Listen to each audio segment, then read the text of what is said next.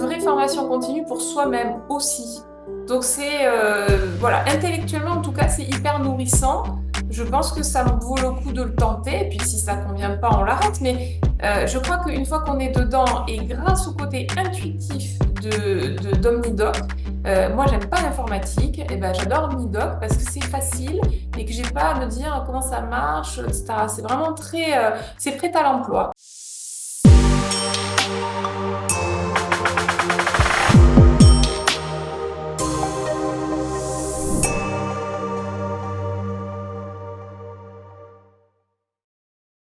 Bienvenue à ce webinaire sur la télexpertise en dermatologie que j'ai le plaisir d'animer aux côtés de Dr Jacobson et Dr Kokanas, dermatologues hospitalières et libérales, que je vais vous présenter plus longuement d'ici quelques minutes, et de Balthazar Domenech Desceles de l'équipe accompagnement et projet d'Omnidoc. Merci à tous de prendre le temps sur votre pause déjeuner d'être là aujourd'hui. Vous êtes près de 100 dermatologues à vous être inscrits, autant hospitaliers que libéraux et de toutes les régions de France. On a même d'ailleurs quelques inscrits en Belgique, en Suisse et au Maroc. On a une quarantaine d'établissements hospitaliers différents qui sont représentés, parmi lesquels la PHM, la PHP, le CH de Calais, le CHBA de Vannes, le CHI de Poissy-Saint-Germain, le CHRU de Tours, le GH Paris-Saint-Joseph, le Grand Hôpital de l'Est francilienne, le CH d'Annecy et bien d'autres encore, je ne vais pas tous les citer. La télexpertise est désormais un sujet incontournable. Elle est aujourd'hui l'une des réponses à la pénurie médicale et un moyen efficace pour améliorer la collaboration médicale. Elle concerne véritablement toutes les spécialités médicales et c'est pour cela que nous avons décidé de lancer un cycle de webinaires sur la télexpertise avec un webinaire dédié à chaque spécialité. Nous avons commencé ce cycle par l'hématologie il y a 2 semaines et nous le poursuivons avec la dermatologie. Merci au docteur Kokanas et docteur Jacobson d'avoir accepté notre invitation. Docteur Jacobson Lévesque, vous êtes chef de service en dermatologie au sein du groupe hospitalier Bretagne Sud. Avec les 3 autres consoeurs et confrères de votre service, vous avez déployé un réseau de télexpertise sur Omnidoc depuis septembre 2021 pour donner des avis dermatologiques aux médecins et aux sages-femmes de votre territoire. Vous avez déjà rendu près de 8000 avis depuis le lancement de votre ligne d'avis. Docteur Marie Kokanas, vous êtes dermatologue à Toulouse où vous exercez dans le cadre d'un cabinet libéral en partenariat avec la clinique des Minimes. Vous avez commencé la télexpertise au tout début en 2019, puis vous avez monté le réseau Télédermato Toulouse avec votre associé qui compte aujourd'hui 7 dermatologues. Depuis la création du réseau il y a 2 ans et demi, les dermatologues de Télédermato Toulouse ont rendu plus de 10 000 avis auprès de 1350 requérants. Vous faites également partie du réseau TDO qui réunit plusieurs dermatologues d'Occitanie. Télédermato Toulouse et TDO font partie des principaux réseaux locaux de téléexpertise avec le CHU de Toulouse. Vous êtes par ailleurs trésorière du groupe Ongles de la Société française de dermatologie et référente nationale des pathologies de l'ongle sur le panel maladie des ongles. Merci infiniment à toutes les deux d'avoir accepté de partager votre retour d'expérience sur votre pratique de la téléexpertise, comment cela marche au quotidien, comment vous avez choisi de vous organiser au sein de votre service et bien d'autres sujets. Je suis également accompagnée durant ce webinaire par Balthazar Domenech de Célès, qui fait partie de l'équipe projet et accompagnement au sein d'Omnidoc, équipe qui s'occupe de déployer les projets médicaux de téléexpertise en étroite collaboration avec les médecins, en s'adaptant complètement à leurs besoins, et puis après de les accompagner au quotidien dans leur utilisation de l'outil. Avant d'entrer dans le vif du sujet, il nous semblait important de vous rappeler quelques éléments essentiels de la téléexpertise. La téléexpertise, à distinguer de la téléconsultation, ça n'a rien à voir, c'est lorsqu'un professionnel de santé requérant sollicite un professionnel de santé requis pour lui demander un avis médical sur un patient. C'est une pratique ancienne qui existe quasiment depuis le milieu du XXe siècle, au moment où les premières spécialités médicales ont émergé, mais qui est entrée dans le droit commun assez récemment, en 2019. Il y a eu pas mal d'évolutions réglementaires sur le sujet depuis, qui montrent toutes d'ailleurs une évolution de l'assurance maladie d'élargir cette pratique et de la soutenir. Aujourd'hui, tous les patients sont concernés par la téléexpertise. Tous les professionnels de santé, à l'exception des dentistes, peuvent être requérants. Donc ça concerne les médecins, les sages-femmes, tous les paramédicaux comme les infirmiers, les kinés, les podologues. Et tous les médecins, quelle que soit leur spécialité, et les sages-femmes peuvent rendre des avis. Le requérant, donc c'est celui qui va demander un avis, peut coter chaque demande d'avis 10 euros, et le requis, celui qui rend l'avis, peut coter chaque avis rendu 20 euros. La cotation fonctionne autant en libéral qu'à l'hôpital, sauf qu'à l'hôpital, où la rémunération est touchée par l'hôpital. Ces bases étant posées, je vais maintenant donner la parole à nos deux intervenantes. Nous terminerons ce webinaire par une séance de questions-réponses, donc n'hésitez surtout pas à écrire vos questions dans l'onglet questions et réponses. Donc vous voyez en bas de Zoom, vous avez une barre noire avec plusieurs icônes. Vous avez une icône Q et R, donc questions-réponses. On vous invite à saisir durant tout le webinaire vos questions dans cette fenêtre. Et par ailleurs, si vous souhaitez interagir avec nous, on vous y encourage fortement. Vous avez l'icône discuter. Donc ça, c'est le chat, grosso modo, du webinaire. N'hésitez surtout pas à mettre vos messages, vos commentaires, vos réactions dans cet onglet-là. Et par contre, les questions qu'on abordera pendant la séance de questions-réponses sur l'icône questions et réponses.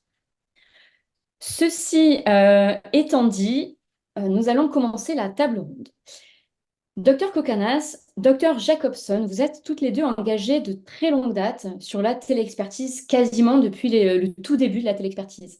Est-ce que vous pourriez nous parler un peu de votre historique vis-à-vis de la téléexpertise? Je vais commencer si tu veux, Marie. Oui. Nous, c'est vrai que dans le département du Morbihan, on a une problématique, mais comme on en discutait ensemble partout en France, de démographie médicale et de démographie dermatologique. Dans notre département, on est sous la moyenne française, qui est déjà pas formidable. Et c'est vrai que c'est compliqué.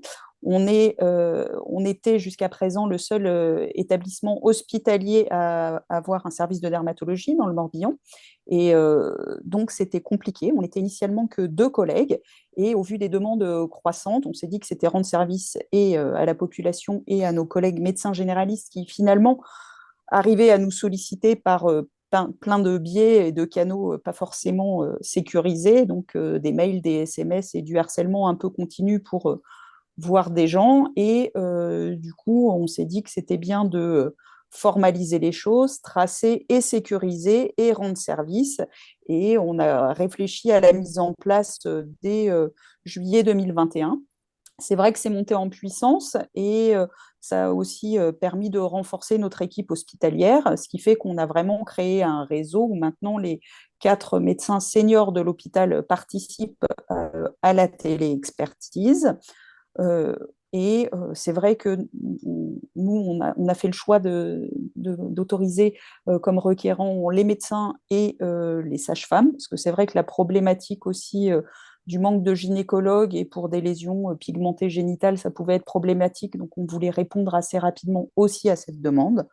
Donc, c'est un peu les gens qu'on a contactés et la mise en place. Ben, finalement, c'était aussi avec l'aide de nos secrétaires hospitalières qui, à chaque fois qu'elles étaient sollicitées, on avait mis en place un petit texte qui disait à partir de maintenant, merci de nous solliciter via la téléexpertise, on ne répondra plus aux mails sauvages et aux choses comme ça pour essayer finalement de cadrer les choses. Et puis après, le bouche à oreille a bien marché parce que je crois que dans les utilisateurs, les médecins généralistes sont quand même super contents de l'outil et du service rendu. Donc, entre eux, cabinets de groupe et autres, ils se sont tous passés la main.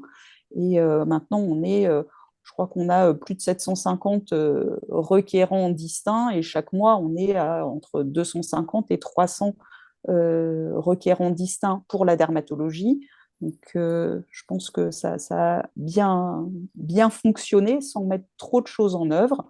Et on fait aussi régulièrement des réunions d'information pour nos collègues libéraux. Et souvent, une partie de cette information, on l'a dédiée à la téléexpertise pour leur expliquer les modalités, l'intérêt, ce qu'on souhaitait, et puis des petits cas cliniques, des choses qui pouvaient les intéresser. Donc c'est un peu comme ça qu'on a réussi à consolider et développer le réseau, mais qui finalement est allé tout seul très vite sans qu'on fasse grand-chose.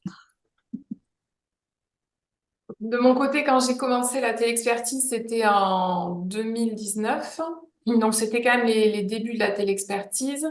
Euh, J'étais aussi dans la situation où je recevais beaucoup de SMS, de mails, de demandes par divers canaux où on sentait que la pénurie était en train de s'aggraver du point de vue de la capacité à rendre des avis dermatologiques. Et c'est vrai que ça devenait un petit peu, en effet, un contexte un peu sauvage de demandes de rendez-vous. C'était compliqué de répondre aussi en termes de responsabilité, c'était tracé dans aucun dossier. Alors je me suis dit, est-ce que effectivement il n'y a pas un moyen d'améliorer un petit peu tout ça? Je me suis renseignée effectivement par des recherches sur moteur de recherche, hein. À force, je suis tombée sur ces modalités télexpertise. Au début, il y avait trois sociétés qui le proposaient. La seule qui était, dans un premier temps, en tout cas, gratuite, c'était Omnidoc. Je dis gratuit parce qu'au début, les sociétés demandaient déjà des abonnements qui n'étaient pas négligeables. Et à l'époque, c'était pas remboursé pour la plupart enfin, tous les patients. C'était juste les ALD, les patients dans les services pénitentiaires. C'était limité énormément. Puis il y a eu les patients dans le contexte du Covid, et c'est seulement en avril 2022, je crois que ça a été étendu à tout le monde. Ce qui fait que finalement, au tout début, ça a été intéressant de rendre service à des patients qui étaient dans des déserts médicaux français, puisque là, c'était le panel national dans un premier temps. Et donc là, on se rendait compte de certains endroits où il y avait vraiment un accès absolument aucun dermatologue à des kilomètres à la ronde. Donc là, c'était plus rendre service effectivement au niveau national. Et puis, au niveau local, ça, c'était en train de s'organiser, mais c'était pas encore le cas. Puis après, ça s'est en fait développé de manière exponentielle quand il y a eu élargissement donc des avis de télexpertise potables pour tout le monde, en fait. Donc ça a été mon expérience du début jusqu'à maintenant, où effectivement, ça correspond à une énorme pratique aujourd'hui qui me permet aujourd'hui de trier les urgences, en fait, pour donner un maximum de rendez-vous dans des délais raisonnables selon les pathologies qu'on voit, quoi. Merci beaucoup. Vous rendez toutes les deux, et puis aussi les consoeurs confrères de vos réseaux, beaucoup d'avis. Docteur Kokanas, est-ce que vous pourriez nous dire qui sont les professionnels de santé qui vous sollicitent le plus? Est-ce que vous avez identifié des tendances? Alors moi, l'immense majorité, ça reste des médecins généralistes. On a un gros réseau de médecins généralistes sur Télédermato Toulouse, bon, puisqu'on travaille depuis assez longtemps avec eux. Et petit à petit, en fait, ça fonctionne de bouche à oreille, hein. De plus en plus de médecins généralistes rejoignent le réseau. Ensuite, j'ai quelques sages-femmes et j'ai quelques podologues et quelques médecins spécialistes. Très bien. Docteur Jacobson, vous disiez que vous l'aviez ouvert du coup aux médecins, mais aux sages-femmes également, c'est ça? Oui, la majorité, c'est les médecins généralistes, ça c'est clair. Ce qu'on voit aussi, c'est qu'il y a quand même un engouement pour la plateforme parce qu'on est aussi beaucoup sollicité par des internes qui, lorsqu'ils sont en remplacement, utilisent la plateforme soit par leur senior ou eux-mêmes en ayant un compte Omnidoc. Et les jeunes sont aussi très intéressés. Donc nous, la majorité, c'est les médecins généralistes, et y compris les internes de médecine générale quand ils sont en remplacement, quelques médecins spécialistes et les sages-femmes. Oui, Ok, c'est vrai que j'ai pas précisé, mais il y a beaucoup d'internes. Et me concernant, j'ai ouvert au podologue de par le fait que je m'occupe spécifiquement des ongles. Donc ça avait un lien particulier. Oui, ça a du sens, c'est logique. Oui. Mm. on a d'ailleurs un message de docteur Grace Chaussade dans le chat qui dit: Je pense qu'il faudrait que les dermatos s'ouvrent aussi aux podologues pour les lésions pigmentées. Encore bien trop de cas de mélanome plantaire constatés sur le Quesaco et non pris en charge par mes connaissances. Euh, Très bien. Docteur Jacobson, est-ce que vous avez identifié de votre côté des tendances dans les demandes que ces requérants vous adressent? Est-ce qu'il y a des demandes qui reviennent plus souvent que d'autres? Alors, c'est vrai que tout ce qui est, je pense, lésions tumorales, entre guillemets, et inquiétude par rapport à un mélanome, un carcinome, ça, c'est quand même très fréquent. Nous, en plus, on est la région de France où il y a le plus de cancers de la peau, donc je pense que c'est quelque chose qui est extrêmement récurrent. Donc ça, c'est les choses principales. Et après, il y a, alors, on va dire, différentes choses. C'est en fonction du profil patient. Ça peut être des patients très âgés où on peut se dire ils ne sont pas forcément simplement mobilisables. Donc, il y a aussi des EHPAD, des médecins d'EHPAD qui nous sollicitent en se disant bah, peut-être qu'on n'aura pas besoin de déplacer les patients si on a les conseils et l'expertise. Et après, nous, de la même façon qu'on le faisait avant, on essaye aussi de sélectionner ce qu'on veut en téléexpertise, puisqu'on est un réseau hospitalier et que on n'est pas là pour répondre à des demandes d'esthétique et de trucs qui n'ont rien à voir. Et on veut aussi privilégier les pathologies graves ou qui demandent des conseils. Donc tout ce qui est maladie inflammatoire, ça, on répond beaucoup. Et c'est vrai que ça nous permet d'orienter, trier et d'organiser la suite de la prise en charge. Donc ça, c'est bien. Oui, je rebondis là-dessus parce qu'on fait pareil, hein. On n'a plus le loisir de s'occuper de petites kératocéboréiques, de demandes de confort, purement de confort. Du coup, ça nous permet de trier aussi ce genre de choses et on ne récupère que la pathologie au maximum, quoi. Et docteur Kokana, justement, est-ce que vous pourriez nous partager un cas intéressant qui a eu un impact crucial sur la prise en charge du patient? Disons que là, le dernier cas que j'ai vu, ça a permis d'accélérer énormément sa prise en charge. C'est un patient au départ qui avait des éruptions cutanées avec prurite, mais c'était quand même assez marqué sur les photos. La description pouvait faire évoquer une pemphigoïde bulleuse, donc je l'ai fait venir. Et en 48 heures, en fait, il était biopsié, sauf qu'il s'est dégradé à la maison. C'est un patient de plus de 70 ans. Et du coup, dès que sa fille m'a contacté, moi j'avais tout le dossier de prêt, j'ai appelé l'hôpital, ils l'ont pris le lendemain en hospitalisation. L'affaire était réglée et ça, c'est vraiment grâce au fait que j'ai pu le trier, que j'ai pu l'appeler immédiatement, qu'il n'a pas cherché de dermatologue. Le fait est que voilà, sa trajectoire, même si finalement il a dû être hospitalisé, a été vraiment au plus rapide possible envisageable à l'heure actuelle dans le contexte que nous vivons. Donc là, il a été pris en charge très rapidement. Très clair. Parmi les participants, on en a certains qui sont déjà inscrits sur OmniDoc, d'autres pas, qui sont moins familiers de la téléexpertise.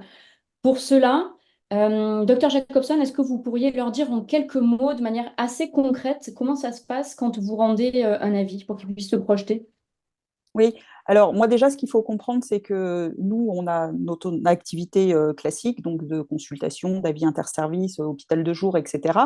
Et en fait, au sein de notre réseau, avec les collègues, on n'est pas un jour affilié derrière l'écran à dire c'est ton jour d'omnidoc ou c'est ton jour de téléexpertise, etc.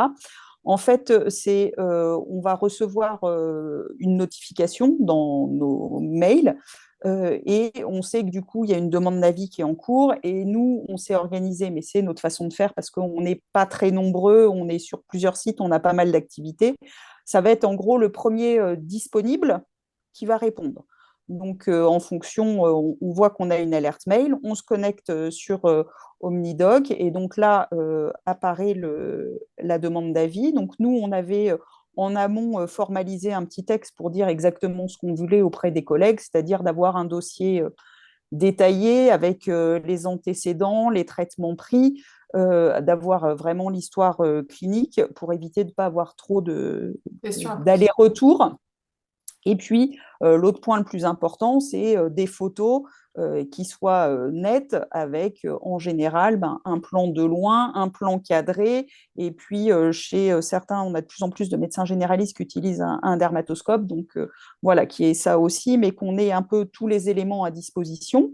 Et après, une fois que l'avis est là, si on souhaite, on répond, celui qui est disponible. Donc, on clique sur participer et ça ouvre comme un chat, une petite fenêtre où là, on va ou rendre notre avis, si c'est simple et facile, par exemple, ou pouvoir poser des questions s'il nous manque des éléments en disant OK, mais là, tu me dis que le traitement, il ne marche pas, mais tu as fait quoi exactement, pendant combien de temps? Parce que c'est sûr que si on a mis un dermocorticoïde faible pendant 2 jours sur un truc très inflammatoire, ça ne peut pas marcher. Donc, il y a un moment, il faut aussi, voilà, on a besoin de renseignements complémentaires. Et donc, on envoie notre réponse. L'intervenant en face peut répondre aussi, mais ce qu'il faut comprendre, c'est que c'est un chat, mais qui est un chat différé. C'est-à-dire que quand on se connecte, on va pouvoir répondre. Moi, après, je n'attends pas la réponse du médecin, je recevrai une autre petite notification qui vont me dire docteur machin, vous a mis un message et je sais c'est comme ça qu'on peut se connecter. L'avantage du réseau, c'est que si c'est sur une pathologie que je maîtrise moins ou je suis moins à l'aise, ma collègue est par exemple beaucoup plus spécialisée en dermatologie pédiatrique. Donc c'est sûr que si c'est un avis très pédiatrique où je pense qu'elle aura plus de compétences ou si c'est quelque chose qui ne me paraît pas évident ou compliqué, je peux cliquer sur rajouter des participants et mettre en copie mes collègues leur disant bah là j'aimerais bien votre avis, ça me paraît pas clair ou je pense que ça c'est plus pour toi parce que c'est plus ta spécialité et ça permet en gros voilà, d'avoir d'autres avis et de rendre l'avis le plus pertinent possible. L'autre truc que moi je trouve intéressant, c'est que souvent on répond, ce que je disais, quand on a le temps, ça peut être entre deux à la consultation, on a un patient à la bourre, et quand on est avec un interne en consultation, c'est chouette, ça permet de faire de l'enseignement en disant là, regarde, qu'est-ce que tu penses de la photo, qu'est-ce qui te manque et qu'est-ce qu'on pourrait répondre. Donc ça permet de travailler et de faire un peu d'enseignement. Et l'autre chose que j'aime bien, c'est que ça permet de faire aussi de l'enseignement, entre guillemets, à nos collègues généralistes, parce qu'on peut joindre des fichiers, et quand à chaque fois on me dit, oui, mais là, il a de l'urticaire, etc., on me dit, ben voilà, je peux envoyer, mettre en pièce jointe un algorithme pour la prise en charge de l'urticaire chronique spontanée, de l'hydradénite suppurée, avec, par exemple, les fiches de la SFD qui sont bien faites, et leur dire, ben, vous voyez, là, on rentre dans tel cas, votre patient, il a fait une poussée, il n'y a pas lieu de mettre un traitement de fond en place. Les recommandations, c'est ça. Et je joins les fichiers en me disant qu'à force, s'ils apprennent par ce biais-là, ils nous solliciteront moins pour les mêmes trucs, où ils se diront, ah oui, c'est vrai, elle m'avait envoyé l'algorithme truc, et je peux regarder. Donc nous, je trouve qu'il y a ça qui est intéressant. Et puis une fois que l'échange est terminé et que c'est clair, on clique sur terminer la conversation. C'est fini. Alors nous, la différence, c'est que c'est à l'hôpital, donc il y a tout un circuit qui est particulier. Je peux aussi mettre mes secrétaires en lien si j'ai besoin d'un rendez-vous. Et après, le dossier, il va passer par le bureau des entrées, être en fait archivé. Et nous, les dossiers des patients vont être incrémentés dans le dossier informatisé hospitalier, ce qui fait que si n'importe qui le voit en consultation, mais moi ou un autre médecin de l'hôpital, il y a dans la liste des documents et des courriers, il y a aussi une ligne courrier Omnidoc et on sait que ce patient a eu un échange de téléexpertise où le PDF est joint avec.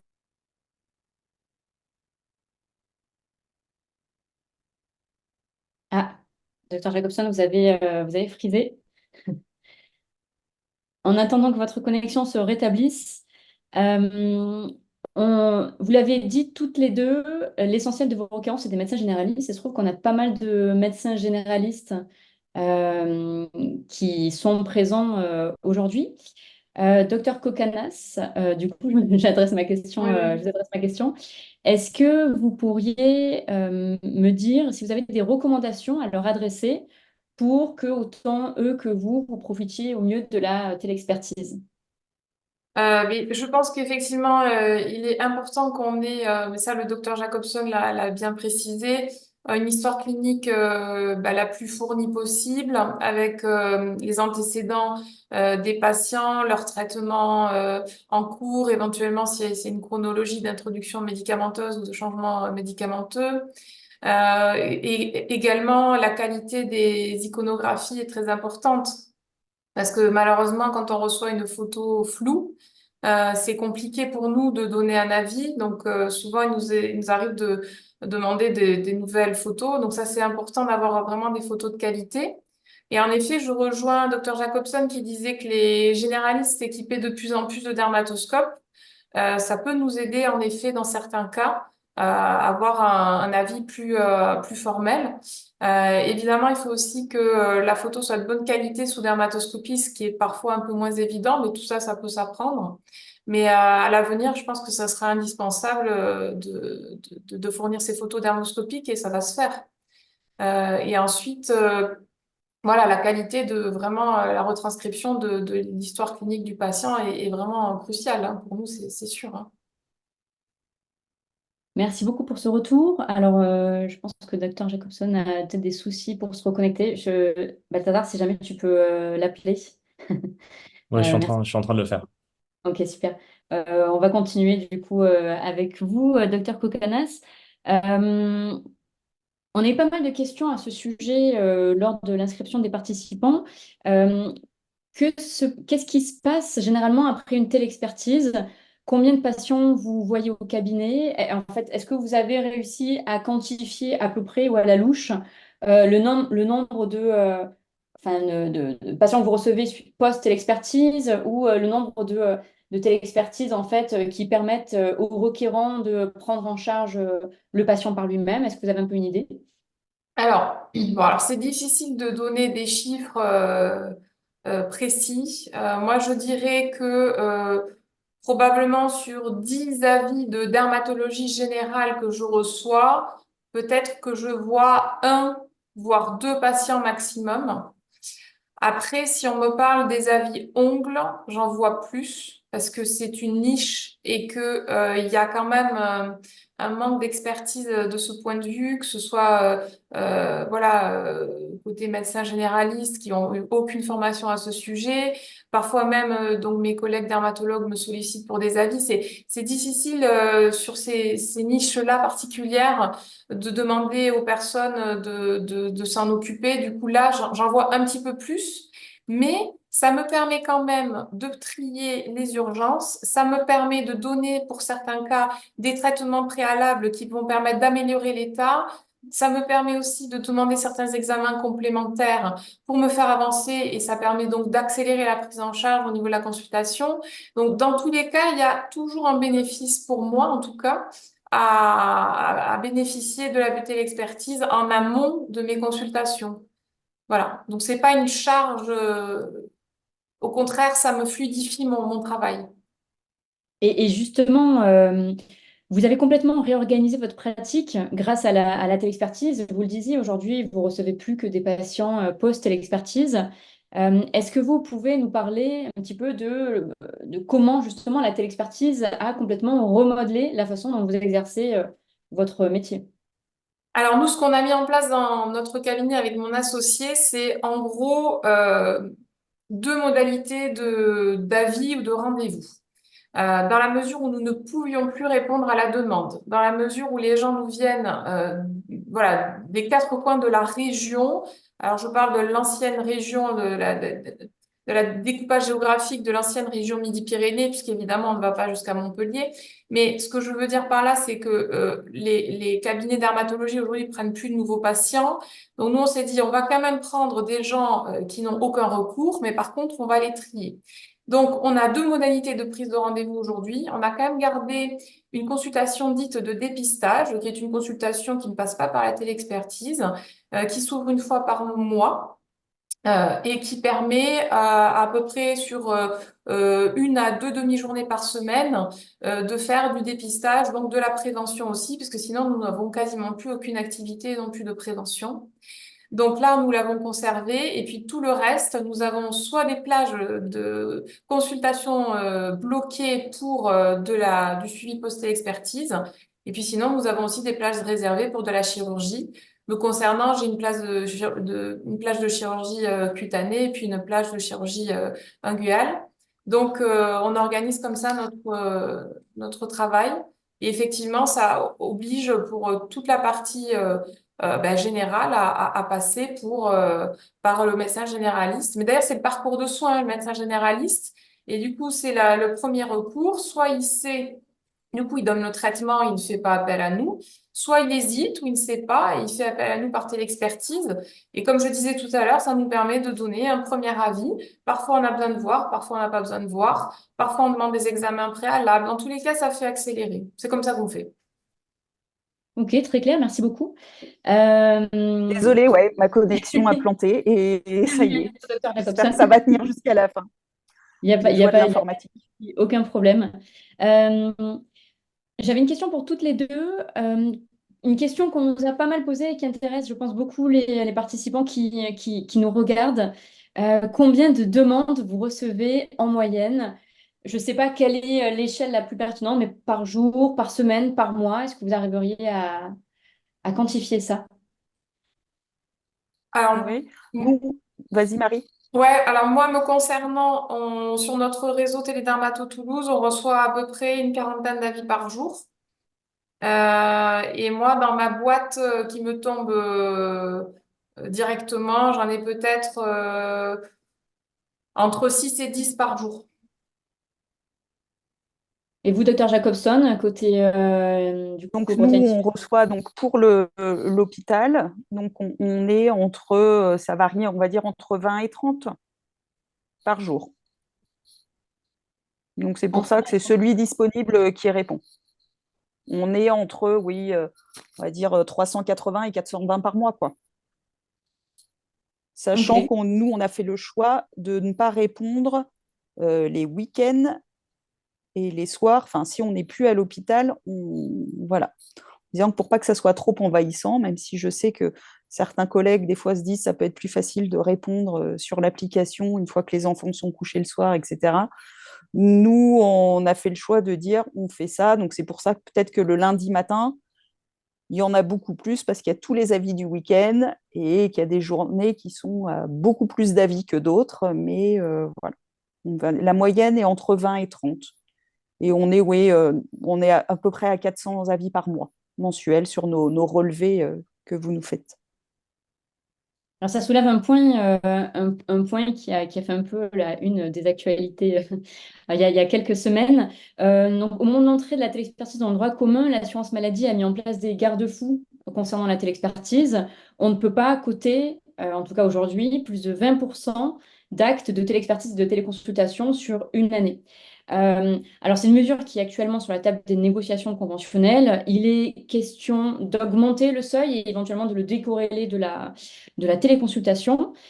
Aujourd'hui, docteur Kokanas, vous dépassez ce seuil. Vous avez entamé un dialogue avec la CPAM du 31 qui a finalement accepté de rehausser ce seuil pour vous. Est-ce que vous pourriez nous parler un petit peu de ça? Je pense que ça intéressera notamment ceux qui pratiquent beaucoup la téléexpertise parmi nos participants. Oui, en fait, sur l'année 2022, on a dépassé le seuil en effet autorisé. Donc, on était à 26 et 28% avec mon associé. Ce qui s'est passé, alors c'est un petit peu compliqué, mais en gros, on a d'abord justifié pourquoi on avait dépassé ce seuil. Il y a une première commission locale paritaire qui s'est réunie, qui nous a octroyé 5% supplémentaires, en sachant que ces personnes n'avaient pas connaissance de notre taux définitif, puisque la Sécurité sociale n'avait pas encore communiqué notre taux définitif au 31 décembre. Donc, on dépassait encore de respectivement 1% et 3%. Donc là, ça a été un petit peu plus compliqué puisqu'il y a eu une commission, je sais plus le nom de la commission, qui s'est réunie pour nous dire que, ben, en application des textes, on n'était toujours pas dans les clous. Et puis tout ça a cheminé. Alors, bien sûr, on a eu les syndicats qui s'en sont mêlés. Bien sûr, on a eu le soutien de tous nos collègues grâce notamment à une pétition qui a réuni, je sais même plus combien de milliers de signatures, mais donc c'était très réconfortant par ailleurs d'avoir autant de soutien de nos collègues. Et donc finalement, à la dernière minute, la directrice de la CPM 31 nous a confirmé que nous n'aurions pas de poursuite par rapport à ce dépassement de taux.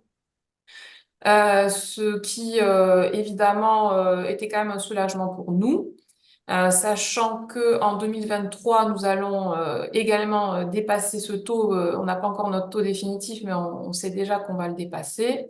Pour l'instant, on n'a pas eu d'informations comme quoi on nous reprochait de l'avoir dépassé. Je pense qu'entre-temps aussi, les instances se rendent compte du service rendu. Et il y a eu également des personnes au travers de la France, à Lyon, également le réseau Oncobraise qui a été sujet à dépassement du taux.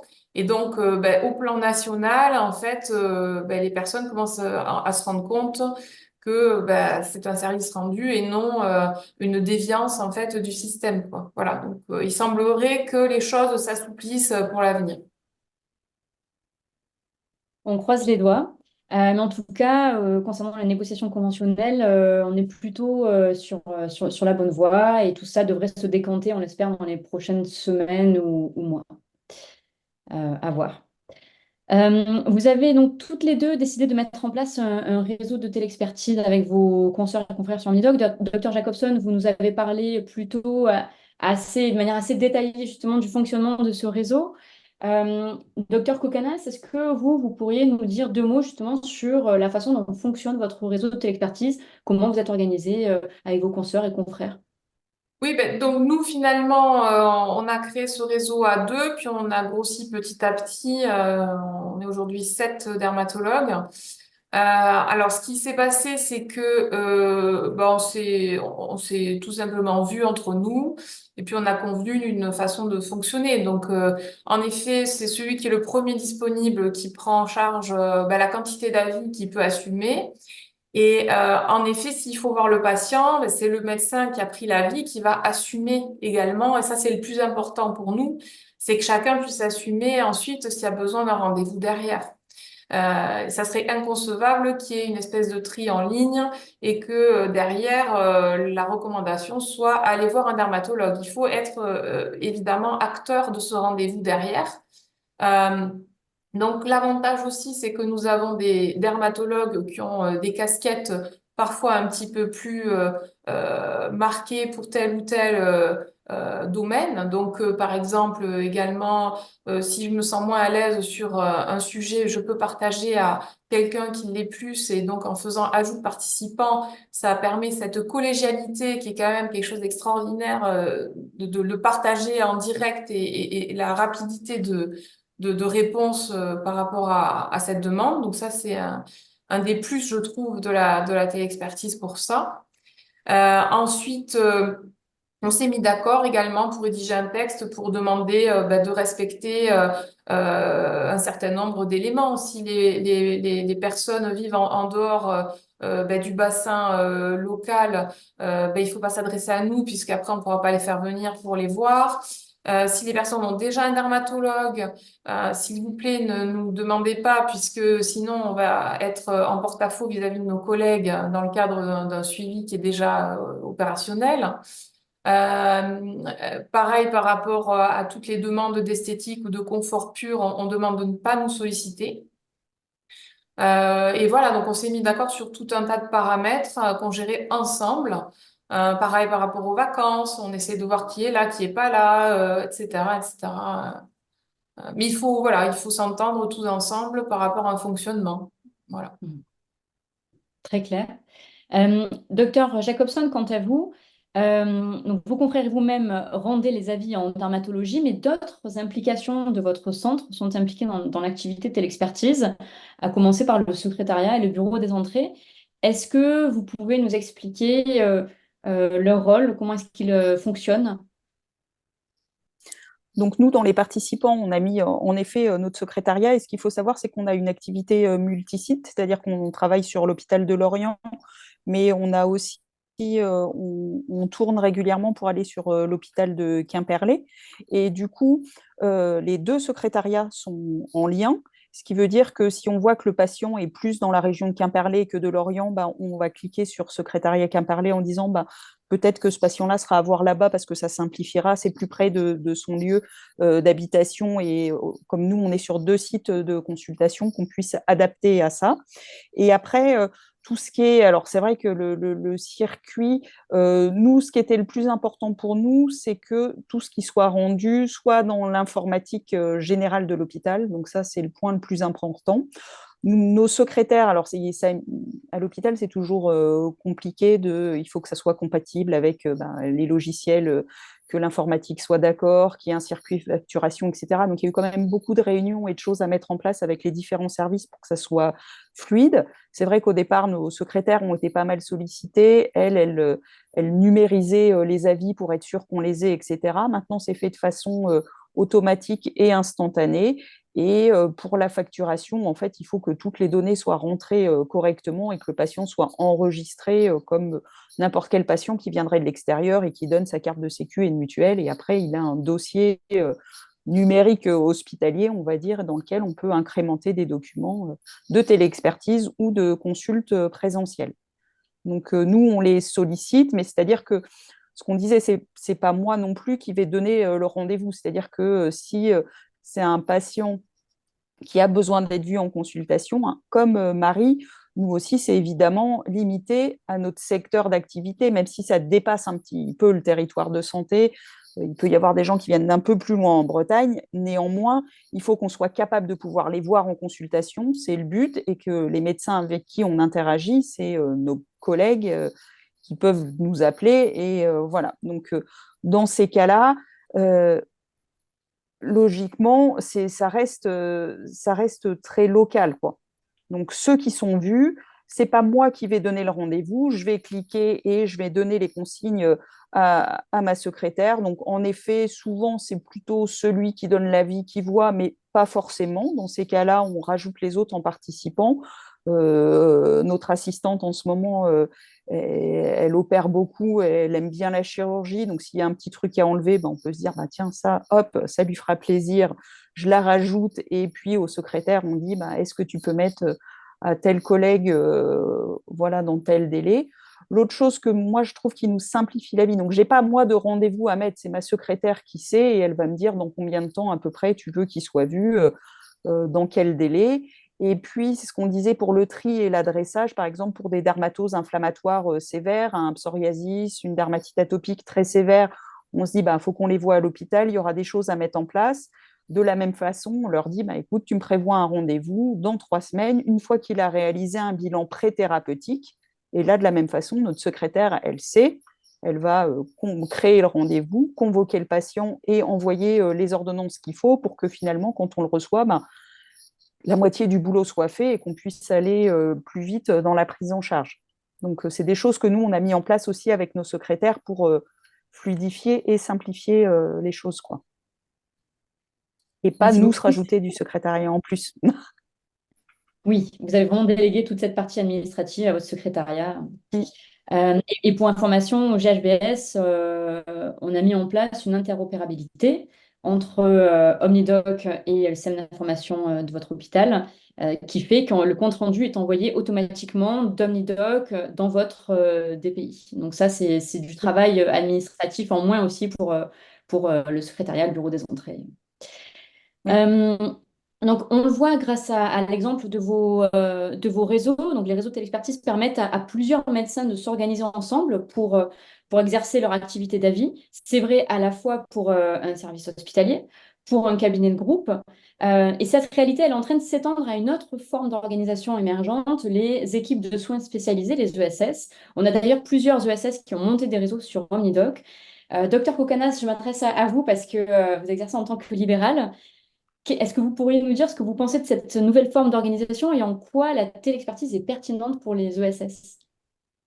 Alors oui, alors moi je vais parler, n'étant pas spécialiste des ESS, n'en ayant pas monté moi-même, mais en effet, étant donné que de plus en plus de structures administratives émergent afin d'organiser les soins du territoire, je pense aux CPTS, je pense aux ESS, au-delà donc de ces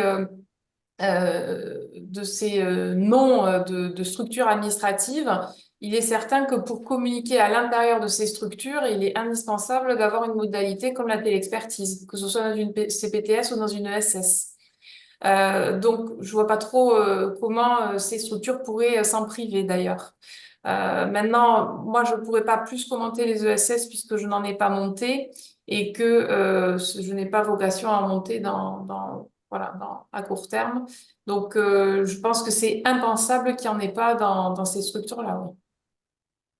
Et donc, une des dernières ESS là, qui a lancé un réseau téléexpertise sur Omnidoc, c'est Oncolu. On a interviewé Dr Rio, qui est la présidente de cette ESS Oncolu, donc c'est sur le territoire nantais. Et donc, on va vous partager cet article pour les participants. On vous partage cet article dans le chat. Comme ça, si vous voulez du coup voir le témoignage d'un médecin qui a monté une ESS, et elle explique bien, d'ailleurs, je crois qu'elle est en train de regarder en ce moment même. Elle explique bien quelles ont été les étapes qu'elle a dû accomplir pour créer l'ESS, donc ça peut vous intéresser. Quelques dernières questions, on va essayer de les aborder assez rapidement pour laisser quand même un certain temps à la séance de questions-réponses. Donc, parmi les participants, on en a certains qui ne sont pas encore inscrits sur Omnidoc, qui ne sont pas tout à fait familiers de la téléexpertise, qui la pratiquent peu, voire pas du tout, qu'est-ce que vous auriez envie de leur dire pour les aider à sauter le pas? En quelques mots.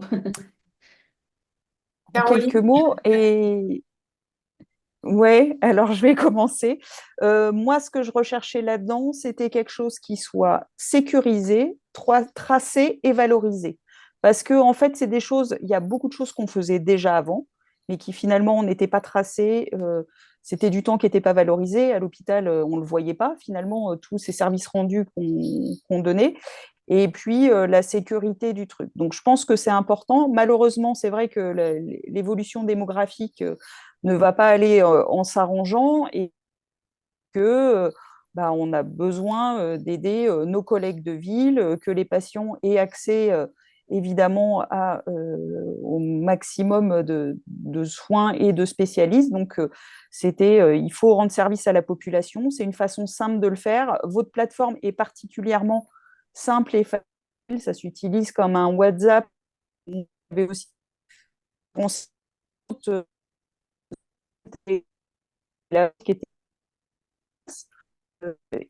nous, ça ne nous prend pas beaucoup de temps. C'est vraiment entre deux, comme on le disait, quand on arrive à s'intégrer dans notre journée de travail et ça rend service aux gens. Merci, docteur Jacobson. Alors, on n'a pas très bien entendu, je pense, la fin, mais je pense qu'on a compris l'idée essentielle. Euh, docteur Conas, je ne sais pas si vous avez quelque chose Oui, à... et puis c'est vrai qu'on avait insisté sur le fait que finalement, ben, ça permettait aussi de faire une petite formation tant sur des internes avec nous que sur des médecins généralistes qui progressent dans ben, la prise en charge de patients dermatologiques. Mais ça nous apprend aussi à nous, quand nous-mêmes on est requérants, qu'on demande des avis à d'autres. Et puis ça nous apprend aussi quand ben, justement on partage les cas à d'autres qui ont un tropisme plus pédiatrique, plus ceci, plus cela. Et du coup, c'est une vraie formation continue pour soi-même aussi. Donc c'est voilà, intellectuellement en tout cas, c'est hyper nourrissant. Je pense que ça vaut le coup de le tenter. Et puis si ça convient pas, on l'arrête. Mais je crois qu'une fois qu'on est dedans et grâce au côté intuitif d'Omnidoc, moi j'aime pas l'informatique, et ben j'adore Omnidoc parce que c'est facile et que j'ai pas à me dire comment ça marche, etc. C'est vraiment c'est prêt à l'emploi. Donc je le verrai comme ça. Merci beaucoup. J'ai la même question sur les réseaux de télexpertise. Donc, quels conseils vous auriez envie de donner à des confrères ou des consoeurs qui songent à monter un réseau de télexpertise, comme Télédermato Toulouse ou celui que vous avez monté au GHBS, donc soit dans le cadre d'un cabinet de groupe ou d'un service hospitalier, voire même d'une ESS. Pareil, en quelques mots. Bah, qu'il faut s'entendre avec ses Ben, collègues et c'est pour discuter de comment s'organiser en termes de qu'est-ce qu'on peut faire de ce travail-là. Voilà, ça me paraît être une vision de sa perspective de travail et de son organisation. Docteur Jacobson. l'hôpital, c'est déjà un travail, ouais, d'être à l'hôpital, c'est un travail d'équipe. Donc, c'est quelque chose qu'on va aussi, c'est un choix de tous de monter. De l'étendre. Nous, ce qu'on va mettre en place prochainement avec le groupe plaies de l'hôpital, on se rend compte que la prise en charge des plaies est souvent catastrophique. Les médecins généralistes ne s'intéressent pas forcément. Les infirmières sont assez seules dans leur prise en charge et via le groupe plaies et cicatrisation de l'hôpital, c'est-à-dire pas que nous, dermatologues, mais des médecins qui ont un DU plaies et cicatrisation, des infirmières, etc. On veut mettre en place ce service-là où on pourra juste des...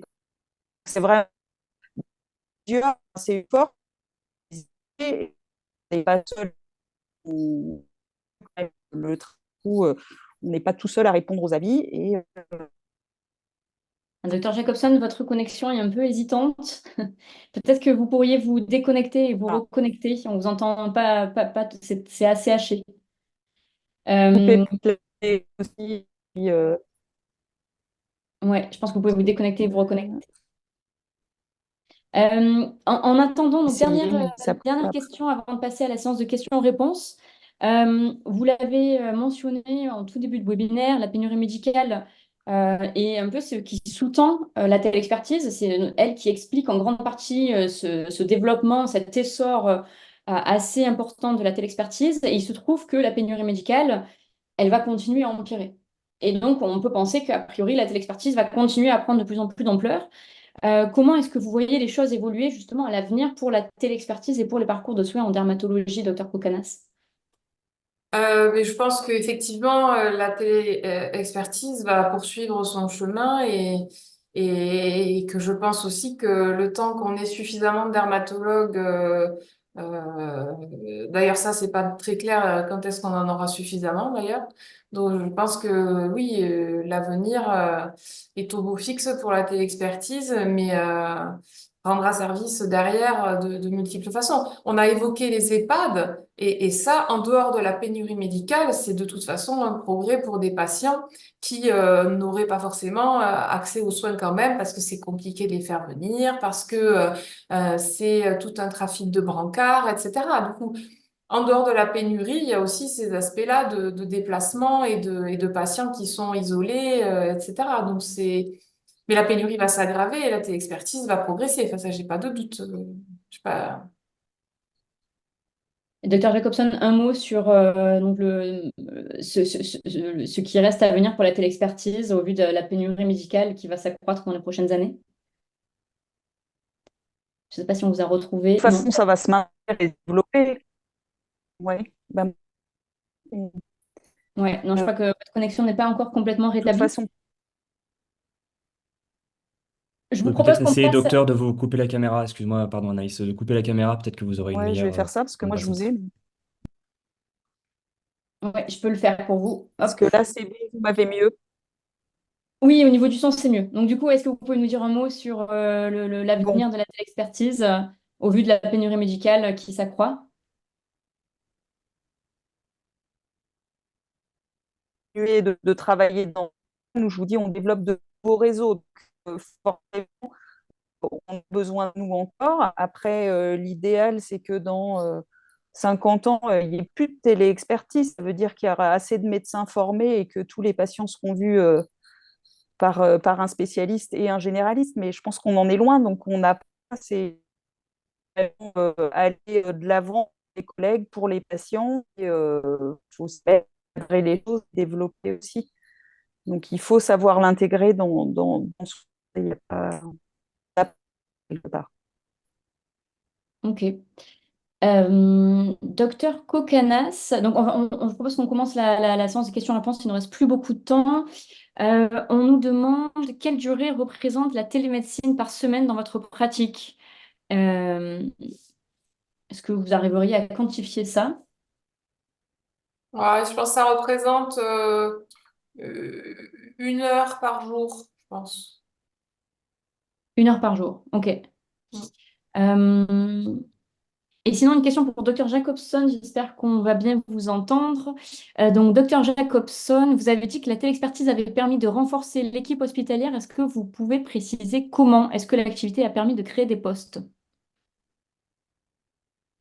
Alors après, c'est des choses qui peuvent être négociées en effet, puisque pour valoriser le temps, nous, euh, la rémunération de 20 euros, comme vous dites, pour les requérants, nous, c'est l'hôpital qui la reçoit. Donc, ça fait partie des choses qui, initialement, pour permettre de développer l'activité, de dire qu'en contrepartie, si on peut avoir des postes hospitaliers, c'est un bon levier pour accroître l'équipe.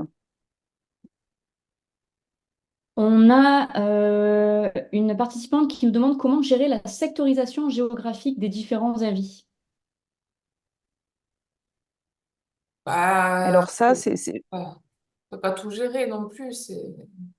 Enfin, c'est sectoriser la géographie, ça dépend si on veut dire c'est à quelle distance qu'on estime. Est-ce que c'est le centre d'une ville, le nord d'une ville? Est-ce que c'est au-delà du département? Euh, on peut simplement dire, nous, qu'on accepte les gens qu'on est capable de voir physiquement, donc ça dépasse pas. Alors, ça concerne quand même des départements voisins, puisqu'il y a des départements où il n'y a plus aucun dermatologue, mais on ne dépasse pas la région, quoi, ça c'est sûr. Voilà. Après, si on nous demande en dehors de ça, ben, on est en droit de refuser la téléexpertise. Et en sachant que vous, au début, quand vous lancez votre réseau de télexpertise, vous pouvez configurer tous les paramètres de votre projet médical et vous avez notamment un texte de présentation où Oui, vous pouvez dire que vous n'acceptez par exemple que les demandes de requérants dans tel bassin géographique. oui, c'est ça. Ça, c'est quelque chose que vous pouvez préciser. Un autre point aussi, Dr Jacobson disait au début qu'ils avaient ouvert la télexpertise aux médecins et aux sages-femmes seulement. Il faut savoir que quand vous lancez un réseau de télexpertise sur OmniDoc, vous pouvez l'ouvrir qu'à certaines spécialités. En fait, l'avantage, mais donc les deux Dr Jacobson et Dr Kokanas l'ont déjà dit, mais vous pouvez vraiment, en lançant un réseau sur OmniDoc, paramétrer, décider de tous les paramètres. Donc préciser le périmètre géographique, l'ouvrir qu'à certains participants. Vous pouvez aussi dire que vous n'acceptez des demandes que sur telle et telle pathologie. Docteur Kokanas, vous faites essentiellement de l'oncodermato, par exemple. Vous n'acceptez pas des demandes du tout venant en dermato. Si, qu'est-ce qu'on va appeler l'oncodermato? Que la partie tumorale? Non. Oui, Non, non, moi en je fait, fais. Non, non, je fais tout. Ok. j'accepte tout sauf la partie confort esthétique. Voilà, donc ça vous a permis du coup de préciser votre projet médical, de dire les demandes que vous acceptez, les demandes que vous n'acceptez pas. On a certains dermatologues, par exemple, qui n'acceptent que des demandes en oncodermato Hmm. parce qu'ils considèrent qu'ils auront suffisamment de demandes comme ça. Oui, oui. Et je me permets également d'ajouter un point. Donc, effectivement, les réseaux qu'on accompagne sur Obidoc sont référencés sur un annuaire qu'on propose directement via la plateforme. Mais pour les projets qui le souhaitent, on peut mettre en place des réseaux fermés qui ne sont pas référencés publiquement sur la plateforme pour des spécialités, enfin, pour des choses très spécifiques. Donc, on peut aussi avoir des réseaux qui ne sont pas référencés, accessibles directement via un lien URL qui permet du coup d'adapter finalement le public cible et les correspondants de ce réseau. Et Balthazar, on a une question, on a une personne qui nous a demandé comment faites-vous pour ajouter un confrère, consoeur à une demande d'avis? Alors, dans le cas je pense que les médecins pourraient répondre également, mais dans le cas d'une demande qui est transmise directement au service, en fait, vous travaillez en équipe, donc vous collaborez ensemble sur un dossier d'expertise. Et donc, toutes les personnes qui composent l'équipe peuvent être ajoutées au dossier, comme le disait le docteur Jacobson un petit peu plus tôt, pour pouvoir répondre et apporter des éléments complémentaires sur le dossier. Donc, vous pouvez effectivement travailler en équipe lorsque vous faites partie du même réseau, de la même équipe, et donc ajouter des participants au dossier de l'expertise. Je voudrais rajouter une précision à ce que vous dites là, c'est que nous, on n'est pas le seul utilisateur, le seul service utilisateur Omni. Et si nécessaire, moi, j'ai tous les collègues hospitaliers qui sont sur OmniDoc. Et si, par exemple, j'ai besoin sur une lésion très importante de dire là, j'aimerais quand même qu'il soit vu chirurgie ORL, je peux rajouter aussi mes autres collègues hospitaliers ou même certains médecins qui font de la médecine interne en disant bah, ce patient-là, je pense qu'il faut qu'il soit hospitalisé rapidement. Et parti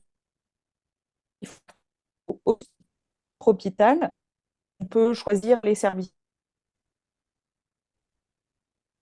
Ah, Je on est pense en que train de... le message a été Ouais. compris, mais c'est effectivement possible au sein de votre service, donc par exemple une équipe de dermatologie, mais si d'autres équipes l'utilisent au sein de votre établissement, vous pouvez également partager des dossiers à d'autres spécialistes qui font partie du réseau. On a une question également donc pour Dr Jacobson. Pour débuter une activité dans un service hospitalier qui est déjà débordé, conseilleriez-vous de supprimer certaines activités, bloquer des créneaux, bloquer des plages pour ne pas se laisser déborder par la surcharge d'activités que cela va représenter au départ? Alors, nous, on n'a pas fait ce on disait, on n'a pas bloqué des créneaux spécifiques pour répondre. C'est pas notre choix et on n'a pas diminué notre activité. Donc, c'était du parfois de peut-être mieux organiser les prises de rendez-vous et des choses comme finalement on a gagné du temps, mais c'est vrai qu'on n'a pas diminué nos plages de consultation sur l'hôpital, on n'a pas, non, on l'a fait en plus.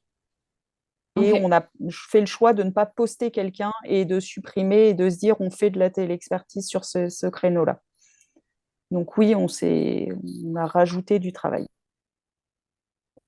Merci beaucoup. On a le temps pour une ou deux dernières questions. Balthazar, je ne sais pas si tu as vu si tu as vu des questions. Oui, j'ai une question Oui. qu'on peut aborder rapidement. Donc, la téléexpertise en intra-hospitalier au sein d'AGHT. Donc, vous pouvez utiliser OmniDoc pour solliciter des personnes qui font partie de votre établissement ou des personnes qui font partie des autres établissements du GHT. La question qui se pose ensuite, c'est la question de la valorisation de cet acte. Donc, la règle aujourd'hui pour qu'un acte de téléexpertise puisse être valorisé, c'est que le patient, ne soit pas hospitalisé, parce qu'on considère que la demande d'avis est prise en charge dans le cadre de son forfait d'hospitalisation. Et si le patient n'est pas hospitalisé, il faut simplement que vous ne soyez pas sur le même filet géographique que votre correspondant, donc la personne à qui vous vous adressez. Donc ça fonctionne très bien en trajet acheté. Donc un médecin pardon, d'un établissement A peut solliciter un médecin d'un établissement B. Donc le patient, s'il n'est pas hospitalisé, l'acte pourra être rémunéré à hauteur de 20 euros. Voilà. Et si effectivement le patient est hospitalisé, la rémunération peut être dictée par des conventions entre les deux établissements. Mais quoi qu'il en soit, vous pouvez effectivement utiliser OmniDoc dans ce cas précis. Merci beaucoup. Et peut-être une dernière question. Avez-vous un logiciel médecin qui permet un enregistrement rapide et une facturation quasi automatique de chaque téléexpertise? Peut-être Balthazar, tu peux dire un petit peu ce qu'il en est? Alors, plusieurs logiciels qui le permettent. Le logiciel historique, partenaire historique, c'est le logiciel Veda, qui permet effectivement très facilement de coter directement les actes de téléexpertise dans son logiciel, également d'intégrer de façon automatique le compte-rendu de téléexpertise dans le dossier du patient. Et on est en train de travailler avec plusieurs autres outils. On développe des connecteurs avec beaucoup de logiciels. On a eu l'occasion de le préciser dans les questions-réponses. Par exemple, avec HelloDoc, AxiSanté, Crossway, Docteur Santé. Pas mal de projets en cours qui permettent justement d'automatiser le lien entre OmniDoc et les logiciels métiers. Et Docteur Kokanas, donc vous m'aviez dit utiliser Docteur Santé. Donc bonne nouvelle, justement, un connecteur va arriver dans les prochaines semaines ou mois, ce qui vous permettra de gagner un temps considérable au moment de... parce que vous m'aviez dit être vous également parfois en posture de requérante. En un clic, vous pourrez saisir toutes les infos du patient concerné par la téléexpertise pour les envoyer sur OmniDoc. Formidable. Super. Je ne sais pas si vous avez peut-être un dernier mot à dire, sinon je vous propose de conclure. Docteur Kokanas, Docteur Jacobson. Très bien, on peut conclure. Ok, on peut conclure. Donc merci à tous pour avoir été là sur votre pause méridienne. Et merci évidemment à Docteur Jacobson et à Docteur Kokanas d'avoir pris ce temps-là pour parler à vos confrères et consoeurs de la téléexpertise. Si vous avez envie d'aller plus loin, notamment sur le sujet des évolutions réglementaires de la téléexpertise, on vous met là dans le chat un article qu'on a écrit sur le sujet pour que vous soyez vraiment au clair sur tous les aspects réglementaires de la téléexpertise. Pour ceux qui ne sont pas encore inscrits sur OmniDoc, n'hésitez pas à vous inscrire. De toute façon, c'est gratuit. Donc comme ça vous permet d'essayer par vous-même et de voir un petit peu, de vous approprier la plateforme, de voir si ça vous convient. Ceux qui sont déjà inscrits et qui sont intéressés par un réseau, que ce soit au sein de votre service hospitalier ou d'un cabinet de groupe, vous pouvez nous écrire sur contact@omnidoc.fr. On vous met le mail dans le chat également. On vous fera une démonstration. Et voilà, vous allez avoir un questionnaire de satisfaction composé de 4 petites questions qui va apparaître dans votre navigateur une fois que je couperai le webinaire et que vous recevrez de nouveau par mail. N'hésitez surtout pas à y répondre, ça nous permet de nous améliorer. Il ne me reste plus qu'à remercier une nouvelle fois nos deux intervenants, Dr Kokanas, Dr Jacobson, et à vous souhaiter à tous un très bon appétit. Bon après-midi, Merci à tous. Merci, au revoir.